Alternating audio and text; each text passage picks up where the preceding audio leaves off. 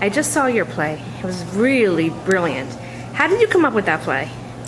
Well, I actually started the play not as a verse play. When I first wrote the play, it did not rhyme. And it was a play, I originally thought of the world of the play, the idea of the travel editor, because I worked at Let's Go, the Let's Go series. And it was a kind of a crazy job, exacerbated by the fact that it was the year that we did the first city guides. And I was the editor of the first city guides for Let's Go. So everyone else was just rewriting last year's book, and I was turning a 40-page chapter in the USA Guide into a 250-page book about New York City, and I was turning a 40-page chapter in the Britain Guide into a 250-page book about London. And it was just a very interesting world to me, because you kind of sit in an office, but you're also kind of in all of these other places in a way. And you're always thinking about these other places and wondering if the descriptions you're getting of these other places are accurate.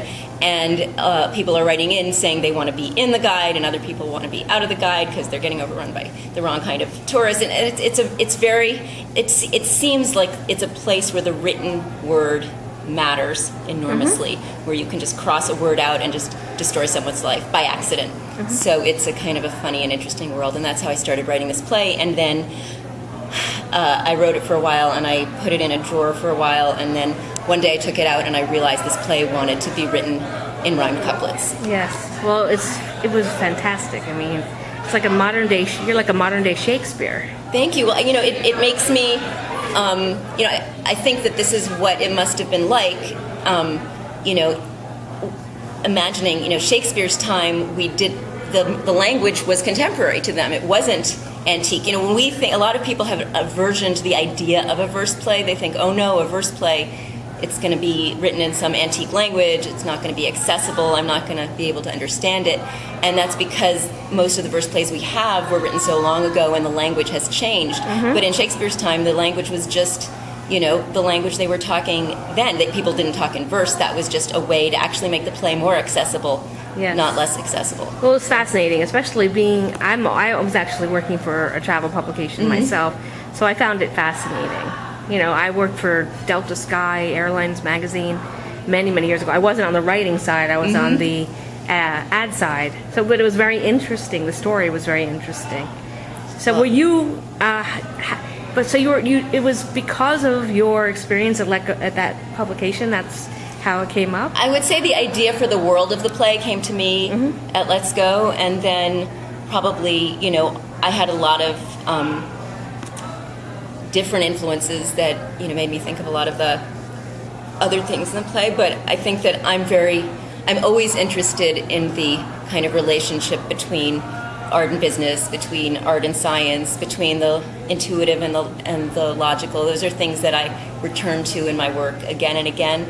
And the sort of the idea of a very high-end in-flight magazine with a kind of editor who has literary aspirations seems like a perfect kind of playing space for a lot of those themes. Sure, like Departures magazine, which isn't in flight, but it was it's American Express. Well, there's now another one. It's called Rhapsody. Did you read about it? No. And they just profiled it in, I think, the Time Style section a week ago, and it's this belletristic literary magazine. They only get very kind of literary writers to work there, and they only have it in first class and business class. It's sort of, this is what they're offering their kind of upscale flyers. There's upscale literature. So, so you imagine something and then it happens. That's fantastic. Well, it's a great play. Now, what are your aspirations for it? Do you want to take this to Broadway?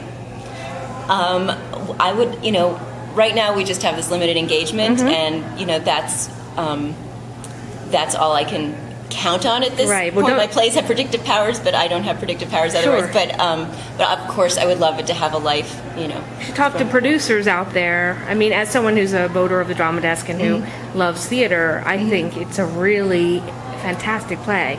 I think it really should be on Broadway. Oh, well, thank you. Or I would say this is off Broadway, or is this off? This is off. Okay, so we actually can't have enough performances to qualify for the drama desks, I don't think. But Okay, well, it should have another life after, and you know, I know a lot of producers, and I really think producers or readers that are producers that read my website, Broadway Showbiz, should really look at this play and say, maybe we should take this to off-Broadway or Broadway. It's really good. I mean, it was really entertaining, funny, and just loved it. And I don't say that unless I feel that way. Oh, thank you. Yeah, I really well, I hope loved those producers are checking your website. Yeah, it's producers, and I know a lot of them, and I will tell them about it. I'm sure you know a lot of them from the organization that I met you originally, the League of... Yes, I'm on the board of the League of Professional Theater Women. Well, you should talk So to them. I should. It's a crazy time of year. My own, friends Right. don't have time to come because of all the Tony and drama desk stuff. But Yes. yes, I'm hoping some people will. Well, after End up. June 7th, Yeah, I we mean... run only till May 23rd. Oh, no. Well, Yeah. you have to get them to come then. So You really yes, have... I mean, we'll it'll have be good. to... People out there, you have to come take time. It's worth it. It's a really entertaining show. I really enjoyed it, and thank you so much. I really, really, really found it fun. It was a lot of fun, and very intelligent. So, you. yeah, thank you so much.